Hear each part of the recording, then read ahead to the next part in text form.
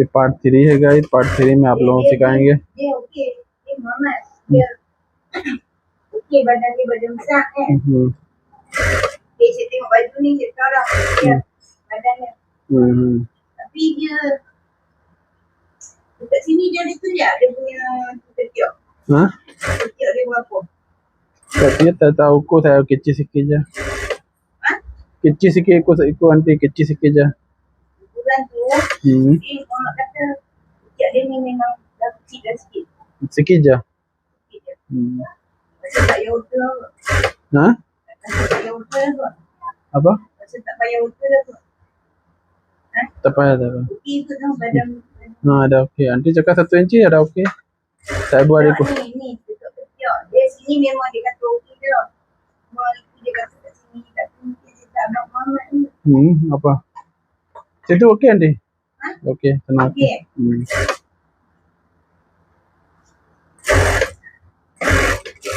आस्तीन लगा दिया गाइस, एक दूसरी आस्तीन लगाएंगे गाइस। 2 पीस टोटल है गाइस। तो वो क्या कर रही धान? Dia mama tak bersangat lah. Tada. Dia badan dengan badan dia. तो tahu anti cakap ikut anti saya buat. Bisa tengok badan dia okey lah. Anti ikut anti saya buat. Tak, sebenarnya kalau badan okey dia jadi ketiak dia okey kot.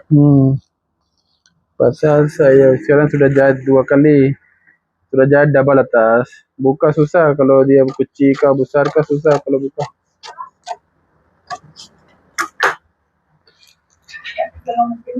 Andi punya kain mesin jersey boleh jahit kah? Mesin jersey boleh jahit? Tu kain t-shirt boleh jahit? Jersey. Kadang-kadang dia tiga macam langkau-langkau tau.